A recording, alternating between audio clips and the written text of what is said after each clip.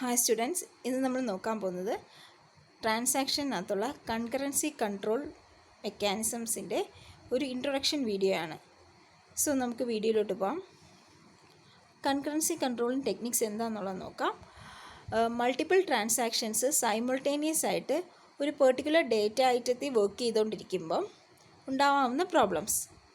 Okay, അപ്പോൾ ആ ഒരു പ്രോബ്ലം കൺട്രോൾ ചെയ്യുക. അതുകൂടാതെ തന്നെ ട്രാൻസാക്ഷൻ സാറ്റിസ്ഫൈ ചെയ്യേണ്ട ആസിഡ് പ്രോപ്പർട്ടി മെയിൻറ്റെയിൻ ചെയ്യുക. അപ്പം ഈ രണ്ട് കാര്യങ്ങളും അച്ചീവ് ചെയ്യാൻ വേണ്ടിയിട്ട് യൂസ് ചെയ്യുന്ന ടെക്നിക്സാണ് കൺകറൻസി കൺട്രോളിങ് ടെക്നിക്സ്. ഓക്കെ, ഇപ്പം എക്സാമ്പിളായിട്ടെന്ന് വെച്ച് കഴിഞ്ഞാൽ നമ്മളൊരു ടിക്കറ്റ് റിസർവേഷൻ അവിടെ നിന്ന് വെച്ച് കഴിഞ്ഞാൽ മൾട്ടിപ്പിൾ ട്രാൻസാക്ഷൻസ് സൈമിൾട്ടേനിയസ് ആയിട്ടാണ് നടക്കുന്നത്.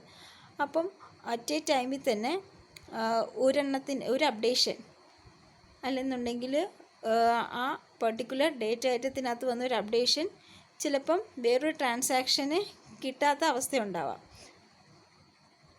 ഓക്കെ, അതുപോലെ തന്നെ ഒരു അപ്ഡേഷൻ ലോസ്റ്റ് ആവുന്ന അവസ്ഥയുണ്ടാവാം. അപ്പം അങ്ങനെ ഡിഫറെൻറ്റ് പ്രോബ്ലംസ് ഉണ്ട്. അപ്പോൾ ഈ ഡിഫറെൻറ്റ് പ്രോബ്ലംസിനെ കൺട്രോൾ ചെയ്ത് കറക്റ്റായിട്ട് ട്രാൻസാക്ഷൻസ് എക്സിക്യൂട്ട് ചെയ്യണം. അപ്പോൾ അതിന് വേണ്ടി യൂസ് ചെയ്യുന്നതാണ് concurrency controlling techniques.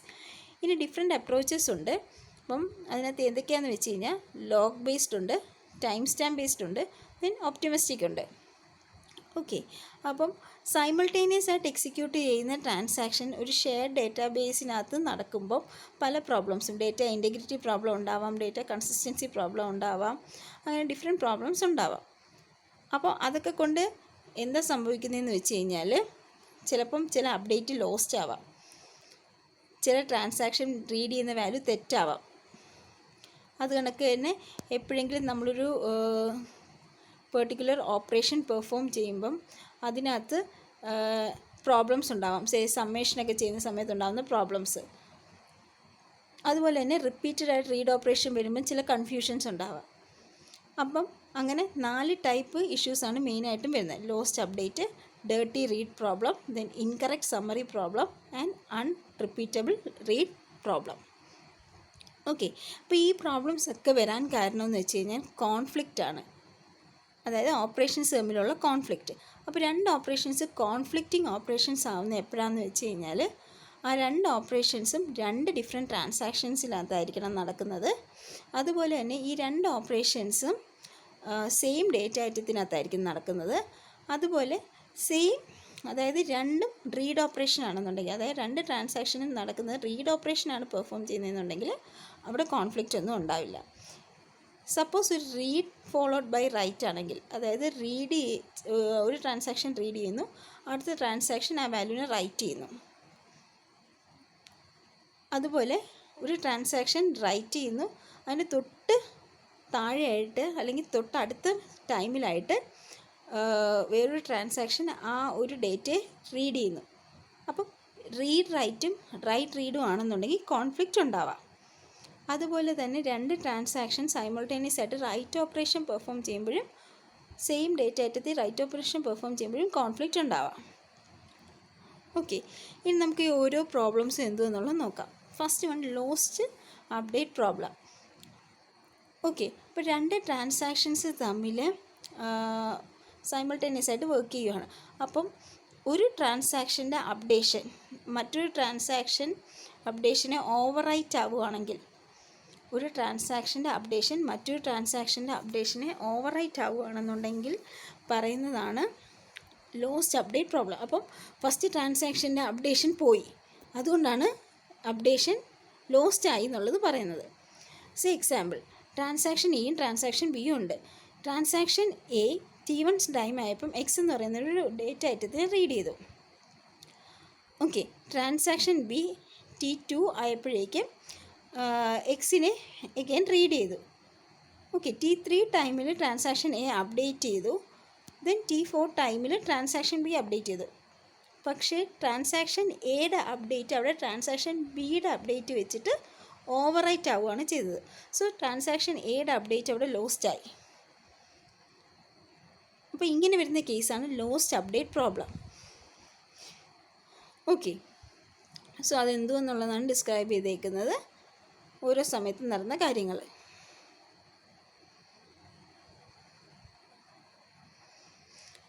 Okay, then next problem എന്ന് വെച്ച് കഴിഞ്ഞാൽ ഡേർട്ടി റീഡ് പ്രോബ്ലം ആണ്. അപ്പോൾ ഡേർട്ടി റീഡ് പ്രോബ്ലത്തിനകത്ത് എങ്ങനെയാണെന്ന് വെച്ച് കഴിഞ്ഞാൽ ഒരു പെർട്ടിക്കുലർ ട്രാൻസാക്ഷൻ കമ്മിറ്റ് ചെയ്യുന്നതിന് മുമ്പേ തന്നെ ആ ട്രാൻസാക്ഷൻ അപ്ഡേറ്റ് ചെയ്തൊരു വാല്യൂ വേറൊരു ട്രാൻസാക്ഷൻ റീഡ് ചെയ്യുന്നു. ഓക്കെ, സോ അപ്പം ഉണ്ടാവാവുന്ന പ്രോബ്ലം എക്സാമ്പിൾ ട്രാൻസാക്ഷൻ ബി ഒരു വാല്യൂ എക്സിൻ്റെ വാല്യൂ അപ്ഡേറ്റ് ചെയ്തു. തൊട്ടടുത്ത സമയത്ത് തന്നെ ട്രാൻസാക്ഷൻ എ ആ എക്സിനെ റീഡ് ചെയ്തു. ഓക്കെ, സോ അത് കഴിഞ്ഞ ഉടനെ തന്നെ ട്രാൻസാക്ഷൻ ബി ആ പെർട്ടിക്കുലർ ട്രാൻസാക്ഷനെ റോൾ ബാക്ക് ചെയ്തു. റോൾ ബാക്ക് ചെയ്യുമ്പോഴേക്കും നടക്കുന്നതെന്ന് വെച്ച് കഴിഞ്ഞാൽ എക്സിൻ്റെ വാല്യൂ എന്തെന്ന് വെച്ചാൽ അതിൻ്റെ പ്രീവിയസ് വാല്യൂയിലോട്ട് പോവുകയാണ് ചെയ്യുന്നത്. സോ നേരത്തെ അപ്ഡേറ്റ് ചെയ്ത ആ വാല്യൂ നഷ്ടപ്പെട്ടു. പക്ഷേ ആ അപ്ഡേറ്റ് ചെയ്ത വാല്യൂ ആണ് ട്രാൻസാക്ഷൻ എ റീഡ് ചെയ്തേക്കുന്നത്. ഓക്കെ, അപ്പോൾ എന്താണ് ട്രാൻസാക്ഷൻ എക്ക് കിട്ടിയേക്കുന്നത് തെറ്റായിട്ടുള്ള വാല്യൂ ആണ്. അപ്പം ഇങ്ങനൊരു കേസിനെയാണ് ഡേർട്ടി റീഡ് എന്ന് പറയുന്നത്.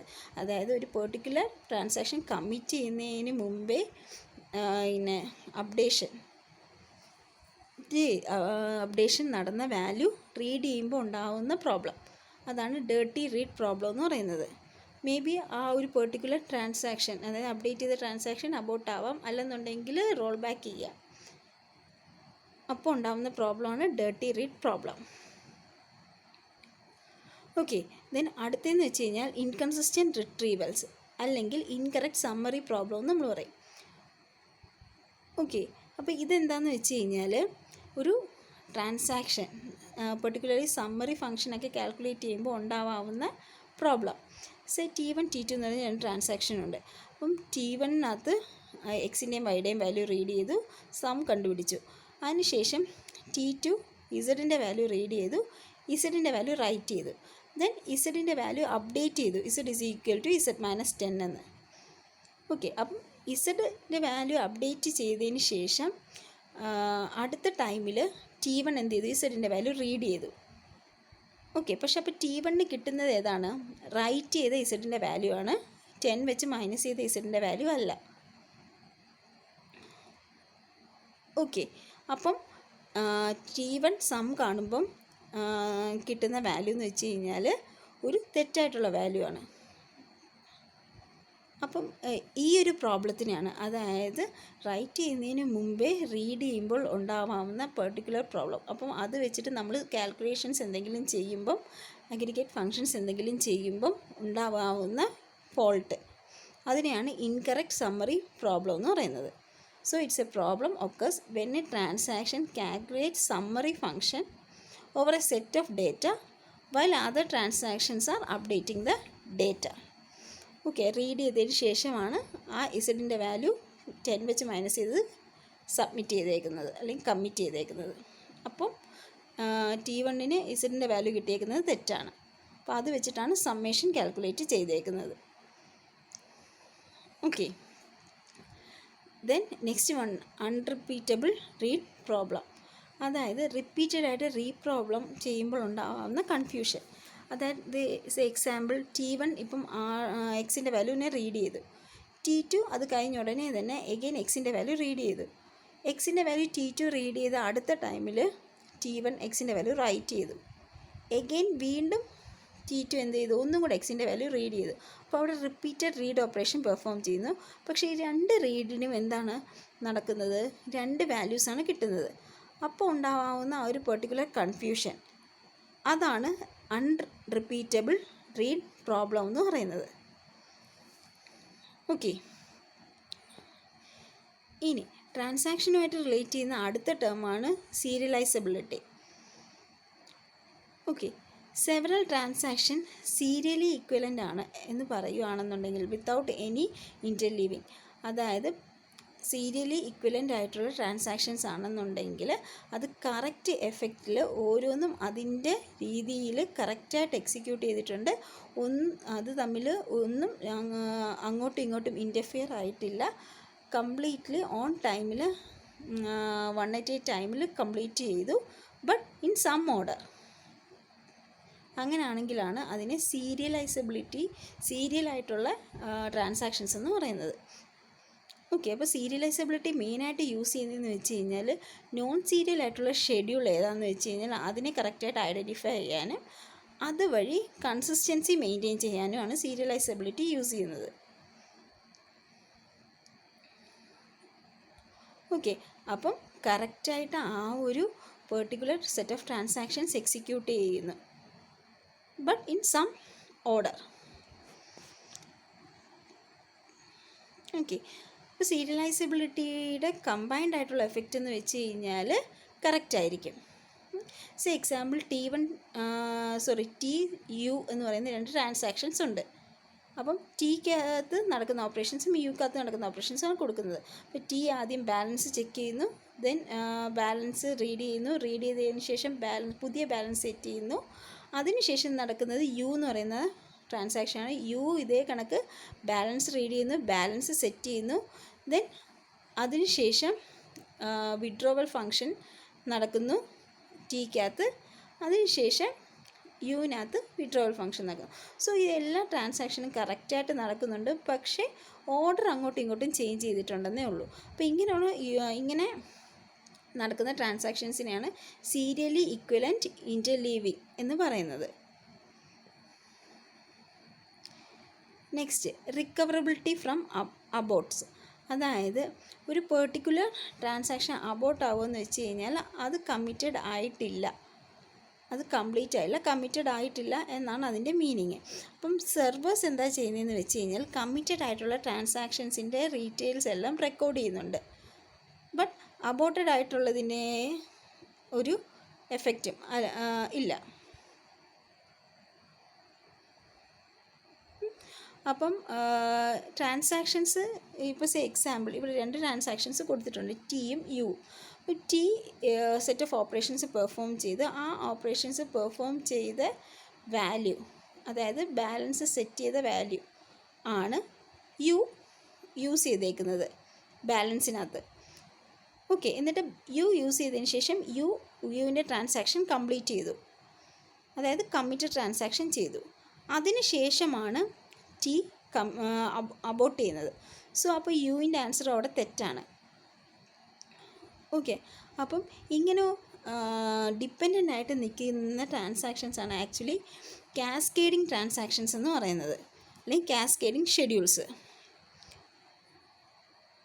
ഓക്കെ, അതായത് ഇപ്പം ടി അബോട്ടായി, അപ്പം ശരിക്കും പറഞ്ഞാൽ യു കമ്മിറ്റ് ചെയ്യുകയും ചെയ്ത് യുവിന് പിന്നെ റിക്കവർ ആവാൻ പറ്റത്തതും ഇല്ല.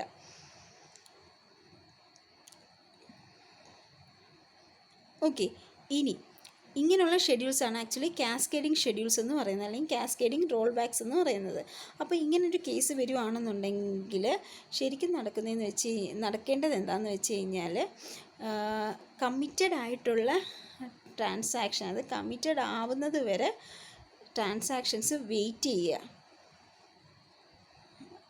ഓക്കെ, എപ്പോൾ ഇങ്ങനെ ഡിപ്പെൻഡൻ്റ് ആയിട്ടുള്ള ട്രാൻസാക്ഷൻസ് ഉണ്ടെന്നുണ്ടെങ്കിൽ എപ്പോൾ അത് ഡിപ്പെൻഡ് ചെയ്യുന്ന ട്രാൻസാക്ഷൻ കമ്മിറ്റായി അതിന് ശേഷം ഈ ട്രാൻസാക്ഷൻ കമ്മിറ്റ് ചെയ്യുക. എക്സാമ്പിൾ നമ്മളിവിടെ കൊടുത്തേക്കുന്ന എക്സാമ്പിളായിട്ടുള്ള ടിയും യുവും. സോ ടി കമ്മിറ്റഡ് ആവുന്നത് വരെ യു വെയിറ്റ് ചെയ്യുക. ടി കമ്മിറ്റഡ് എപ്പോൾ ആയി അതിന് ശേഷം മാത്രം യു കമ്മിറ്റ് ആവുക. ഓക്കെ, സോ അങ്ങനെ നമുക്ക് റിക്കവറബിലിറ്റി അറ്റൈൻ ചെയ്യാൻ പറ്റത്തുള്ളൂ. ഇത്രയേ ഉള്ളൂ ഇൻട്രൊഡക്ഷൻ പോർഷൻ. Thank you.